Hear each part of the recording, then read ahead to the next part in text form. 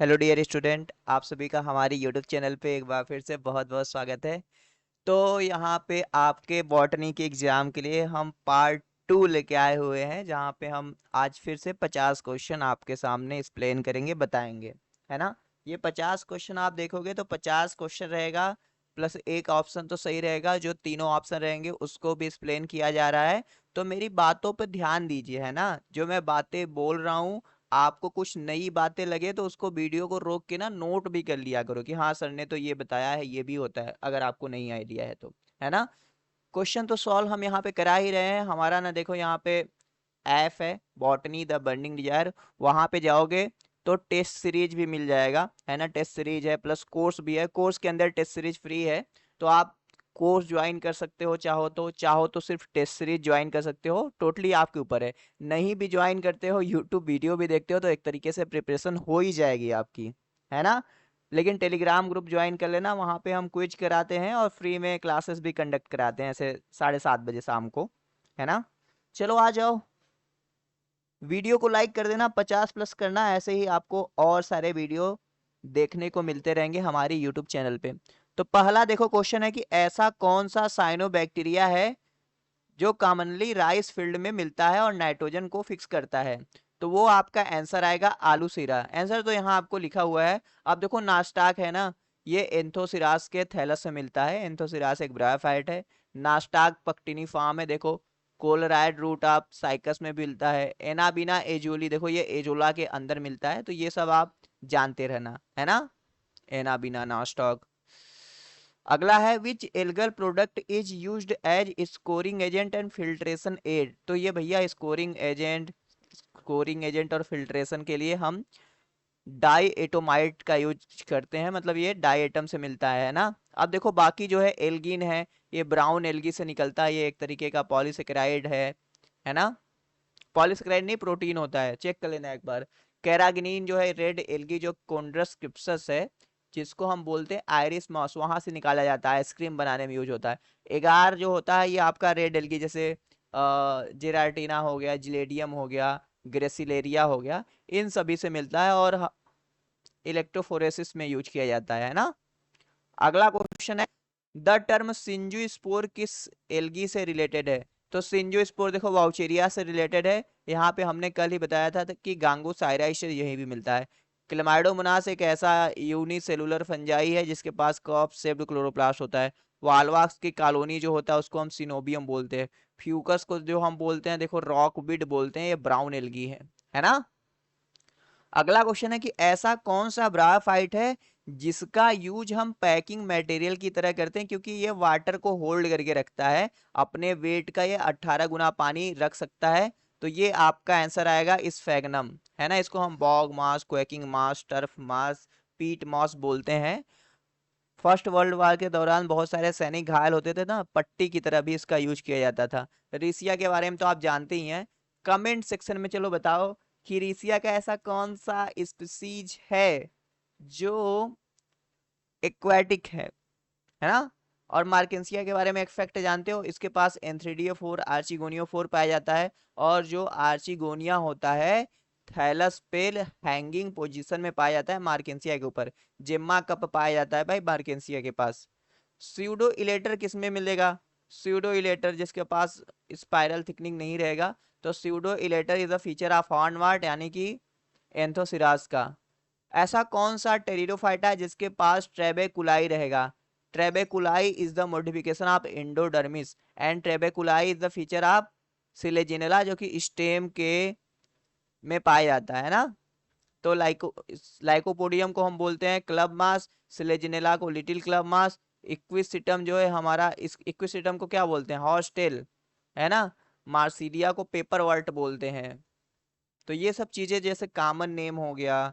और जैसे देखो ना, आप लोग जीनस उनस को लेके परेशान होते हो, जैसे अगर if I talk about the Marsilea, तो मार्सिलिया के फ्रूटिंग बॉडी को हम स्पोरोकार्प बोलते हैं। मार्सिलिया के राइजोम में हमें एम्फीफ्लोइक सिफोनोस्टील देखने को मिलता है ना।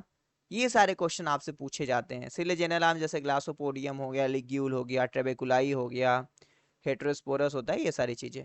अब जैसे ग्रेडेड सुराई कहाँ पाया जाता है ना। ग्रेडेड सुराई कहाँ पाया जाता है? तो फर्न में, जैसे एडियंसम हो।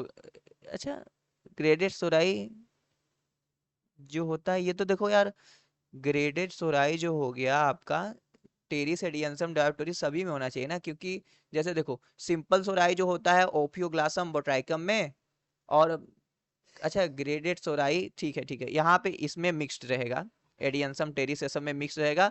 ग्रेडेड जो रहेगा डायोप्टेरिस में हो गया, मार्सीडिया में हो गया, आइसोइड्स हो गया, ये सब में पाया जाता है।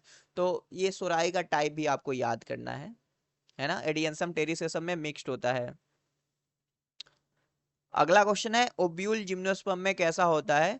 तो जिम्नोस्पर्म का ओब्यूल देखो यूनिटेगमिक होता है। अगर आपसे बाईटेगमिक पूछे किस जिम्नोस्पर्म में होता है, तो आप कहोगे सर जैसे नेटम हो गया, विल्विशिया हो गया, वहां पे बाईटेगमिक होता है। अगर आपसे ट्राइटेगमिक ओब्यूल पूछे, तो लीची और कैस्टर, ये ऐसे एंजियोस्पर्म है जहां पे ट्राइटेगमिक ओब्यूल होते हैं, है ना। इफेड्रा में मेल गैमेटोफाइट कितने सेल्ड स्टेज पे रिलीज होता है? कल भी ये क्वेश्चन हमने कराया है, 5 सेल्ड स्टेज पे। साइकस में 3 सेल्ड स्टेज पे होगा, पाइनस में 4 सेल्ड स्टेज पे होगा, याद कर लेना। सेपोडिल्ला फैमिली के लिए क्या, मतलब सेपोडिल्ला करके है, वो किस फैमिली से बिलोंग करेगा? तो सेपोडिल्ला प्लांट है, ये सेपोटेसी फैमिली से बिलोंग करता है, जहां से महुआ बिलोंग करता है ना। एनाकार्डियेसी से काजू और आम बिलोंग करेगा, मिर्टेसी से नीम, जामुन, अमरूद, यूकेलिप्टस, ये सब।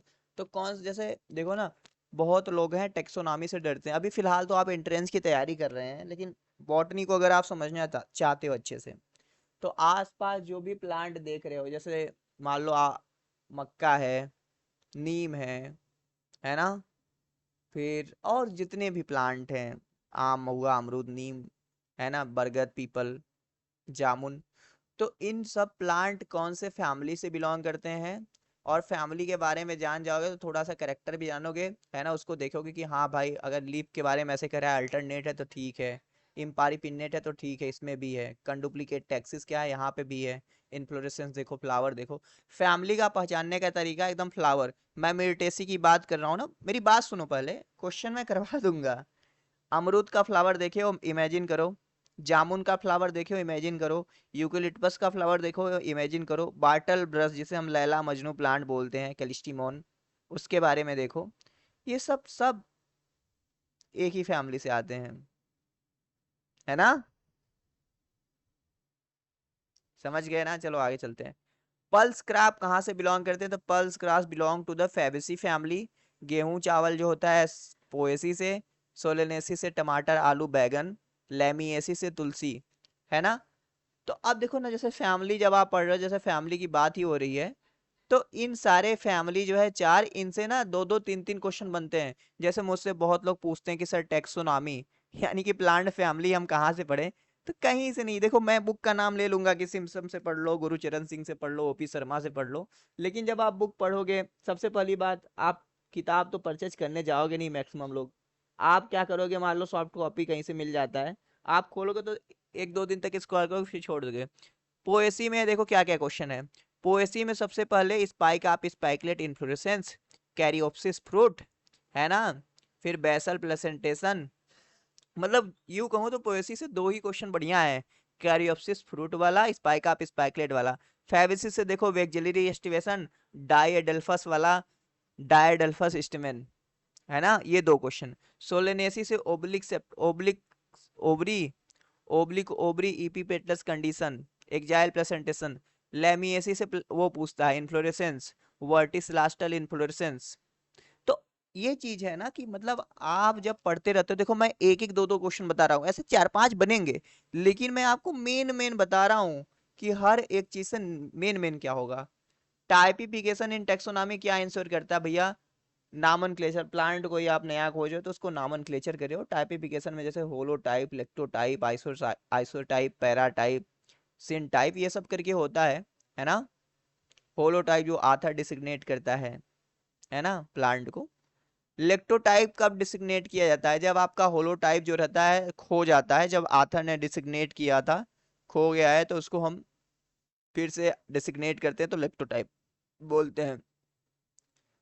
डीएनए बाइंडिंग साइट क्या होता है? डीएन मतलब आरएनए पॉलीमरेज डीएनए के किस रीजन पे बाइंड करता है ट्रांसक्रिप्शन के दौरान?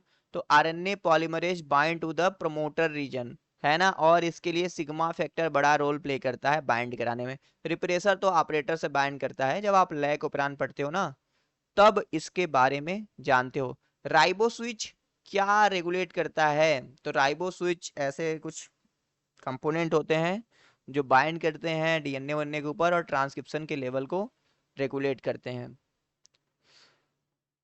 मोस्ट कॉमन डीएनए क्या है फिजियोलॉजिकल कंडीशन के आधार पे? तो वो है आपका बी डीएनए, है ना, जो कि राइट हैंडेड होता है। जेड डीएनए लेफ्ट हैंडेड होता है। तो 1953 में वाटसन एंड क्रिक ने इसी का मॉडल दिया था बी डीएनए का, बताया था कि ये एंटी पैरेलल होता है ना, और क्या होता है, कम्प्लीमेंट्री होता है, जिसके लिए इन्हें 1962 में नोबेल प्राइज भी दिया गया था। 10 बेस पेयर होते हैं, यहाँ पे 12 बेस पेयर होते हैं। प्रोटामीन क्या है? तो जैसे हमारे यूकैरियोटिक सेल के अंदर होता है ना, कि हमारे यूकैरियोटिक सेल के अंदर जो डीएनए है उनको हिस्टोन प्रोटीन के ऊपर लपेट के रखा गया है, वैसे ही जैसे स्पर्म है, तो स्पर्म में हिस्टोन नहीं पाया जाता है, तो उसके पास जो डीएनए रहता है उसको प्रोटोमीन के पास लपेटा जाता है। Which is the matching model for transcription factor regulation in eukaryotic? Which is matching model for transcription factor regulation in the eukaryotic? Clover leaf model? नहीं, ऐसा नहीं है। क्लोवर लीफ मॉडल नहीं होना चाहिए इसका आंसर, है ना। क्लोवर लीफ मॉडल तो भैया टीआरएनए के स्ट्रक्चर के बारे में बताता है। आप यहाँ पे कहोगे लैग ओपेरांस से ही समझ सकते हो, यूकैरियोट है, लेकिन रेगुलेशन के लिए देखो data box protein sigma factor regulation, ये सब नहीं है। ये लैग ओपेरांस से ही रिलेटेड है। यही हमें बेसिक आइडिया देता है कि कैसे जीन के रेगुलेशन को हम रेगुलेट करते हैं, है ना। Just I am coming back. सो यहाँ पे चलिए हम अगले क्वेश्चन पे चलते हैं। अगला क्वेश्चन है सैटेलाइट डीएनए लोकेटेड मैनली इन। तो सैटेलाइट डीएनए जो होता है, मतलब रिपीटेड ऐसे कुछ बेस सीक्वेंस होते हैं जो अपने आप को रिपीट कर लिए रहते हैं, तो टीलोमियर और सेंट्रोमियर में वो पाए जाते हैं। अब एक्सॉन्स क्या है, इंट्रॉन क्या है? जब आप स्प्लिट जीन के बारे में पढ़ते हो तो आपको पता चलता है कि यूकैरियोटिक जो जीन होता है ना, डीएनए होता है, उसमें जो कोडिंग रीजन वाला भाग होता है उसे हम एक्सॉन बोलते हैं, और नॉन कोडिंग वाले को इंट्रान बोलते हैं। तो इसको कट करके इंट्रान को हटा दिया जाता है और एक्सॉन को जोड़ दिया जाता है, तो इसे स्प्लाइसिंग बोलते हैं। मैटरनल इनहेरिटेंस या नॉन मेंडेलियन इनहेरिटेंस या साइटोप्लाज्मिक इनहेरिटेंस, तो इसमें क्या होता है, क्लोरोप्लास्ट जीन और माइटोकांड्रियल जीन दोनों इन्वॉल्व होता है ना। ये बात ध्यान रखो। लेकिन अगर हम देखें प्लांट और एनिमल दोनों की बात करें तो माइटोकांड्रिया का जीन ज्यादा रहेगा। स्टिल बी भी आंसर हो सकता है, लेकिन माइटोकांड्रिया दिए रहे तो माइटोकांड्रिया, हाइब्रिड विगोर, ये सब की बात करें तो माइटोकांड्रिया यहाँ पे आएगा। या एनिमल में बात करोगे तो एनिमल में तो क्लोरोप्लास्ट रहेगा ही नहीं। अगर 21st क्रोमोसोम पे ट्राइसोमी हो रहा है तो क्या होता है? तो उसे हम बोलते हैं डाउन सिंड्रोम, है ना। और अगर 18 पे हो तो एडवर्ड सिंड्रोम बोलते हैं। XXY हो जाए तो क्लाइनफेल्टर सिंड्रोम बोलते हैं, है ना। अगर एक, मतलब एक एलोसोम डिलीट हो जाए, मोनोसोमी हो जाए, तो टर्नर सिंड्रोम बोलते हैं, है ना। क्राई डू चैट सिंड्रोम कैसे होता है ये आप बताना। पटाओ सिंड्रोम कैसे होता है ये आप बताना। हाइपोप्लाइडिक क्या होता है? तो इसमें क्या होता है, एक मान लो क्रोमोसोम का सेट दिया गया है, तो उस सेट में से कुछ कुछ क्रोमोसोम के सेट डिलीट हो जाए तो उसे हाइपोप्लाइडी बोलते हैं, है ना। एटीपी प्रोडक्शन इन माइटोकांड्रिया में एंजाइम कौन रिस्पॉन्सिबल होता है? तो वो एटीपी सिंथेसिस होता है, जिसे हम कॉम्प्लेक्स 5 भी बोल देते हैं, है ना जी। The chemical use in glycolysis uncoupling, तो अनकपलिंग एजेंट जो है डाई नाइट्रोफिनाल है, तो डीएनपी बोलते हैं। देखो, इनहिबिटर और अनकपलर दो अलग अलग चीज है। अगर आपको पता है what is the major difference between inhibitor and uncoupler, then mention in the comment section below. Okay. Cyanide जो है कॉम्प्लेक्स 4 को इनहिबिट करता है। डीसीएमयू जो है, ये भी देखो डाई उरान इसे बोलते हैं। तो डीसीएमयू जो होता है फोटो सिस्टम सेकेंड को इनहिबिट करता है। तो पीएस फर्स्ट को कौन इनहिबिट करता है भाई? आप कमेंट सेक्शन में बताओ, पीएस फर्स्ट को कौन इनहिबिट करता है। अगला क्वेश्चन है Evans blue dye use to detect, तो भैया जो साइटोप्लाज्मिक मूवमेंट होता है ना, स्ट्रीमिंग होता है ना, सेल के अंदर साइटोप्लाज्म जो होता है मूव करते रहता है, तो उसी को देखने के लिए यूज करते हैं। सेल डेथ यानी एपोप्टोसिस में फास्फोटाइडल सेरीन का बड़ा इंपॉर्टेंट रोल है। क्रोमोसोमल कंडीशन के लिए हम एसिटोकार्मिन ये सबको यूज कर सकते हैं।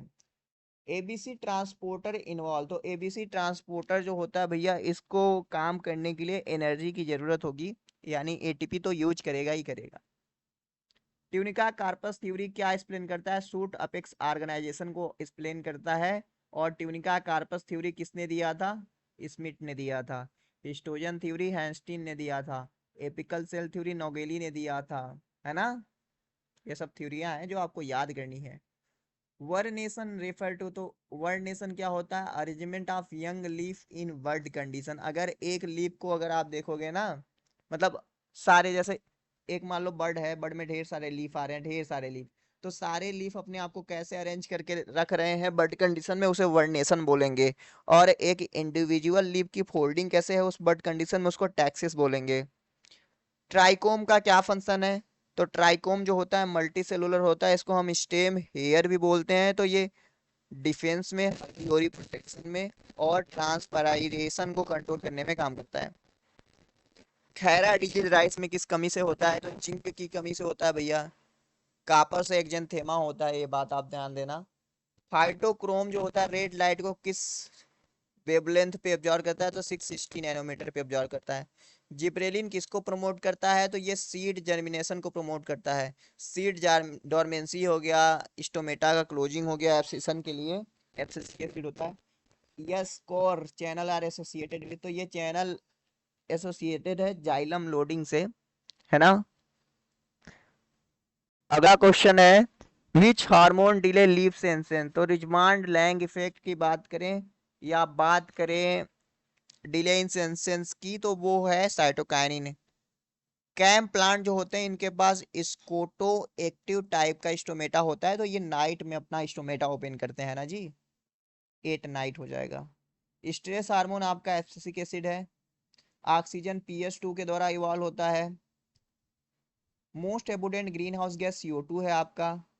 सक्सेशन अगर एक्सटर्नल फैक्टर के द्वारा हो तो एलोजेनिक सक्सेशन इसे बोलते हैं, सेल्फ हो तो ऑटोजेनिक।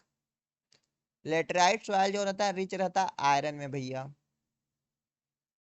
निके पैकिंग का क्या मतलब है? निके पैकिंग इज ऑब्जर्व इन, तो भैया निके पैकिंग का मतलब होता है कि एक कोई मान लो एरिया है, यहाँ पे कंपटीशन को कम करके ज्यादा से ज्यादा लोग आ सके तो वो अपने खाने का बंटवारा कर लेंगे, रिसोर्स का पार्टियोनिंग कर लेंगे। इको टाइप क्या है? Genetically fix locally adopted population, है ना? Genetically variant of species adopted local condition, इसे इको टाइप बोलते हैं। The apex body for biodiversity conservation in India, तो ये है आपका NBA। फुल फॉर्म सेपी का क्या है? तो ये है कंप्रेहेंसिव एनवायरनमेंट पॉल्यूशन इंडेक्स। सच्ची डिस्क टर्बिडिटी को मेजर करने के लिए, मतलब पानी कितना धुंधला है उसके लिए यूज होता है। एयर पॉल्यूशन कंट्रोल एक्ट कब आया? 1986 में नहीं आया था, 1981 में आया था, है ना? इकोसिस्टम टेंसले ने दिया था टर्म। लिंडमैन ने 10% ला दिया था। विटेकर ने क्लाइमेक्स पैटर्न थ्योरी दिया था। वीवी पेरी कौन शो करता है? Mangrove plant. फ्लोराइड के वजह से क्या हो सकता है? तो इसकी वजह से फ्लोरेसिस हो सकता है। इरा को अरेंज करना है तो आर्कियोजोइक होता है, फिर पैलियोजोइक, फिर मीसोजोइक, सीनोजोइक। तो इस तरीके से देखो 100 क्वेश्चन कंप्लीट हुआ है, मतलब आज 50, कल भी 50 किए हुए थे हम, है ना? तो आप वीडियो को देखा करो, लाइक करो, फिर तीसरा लेके आएंगे, है ना? बहुत ज्यादा टफ टफ नहीं आएगा आपके एग्जाम में, यही सब देखो ना। मैं कहता हूँ आप ना पहले ये सब आएगा तभी तो, पहले टफ में क्यों जाते हो? पहले सिंपल करो, इतना अगर आपको आ रहा है तो ठीक है ना, आप कर लोगे।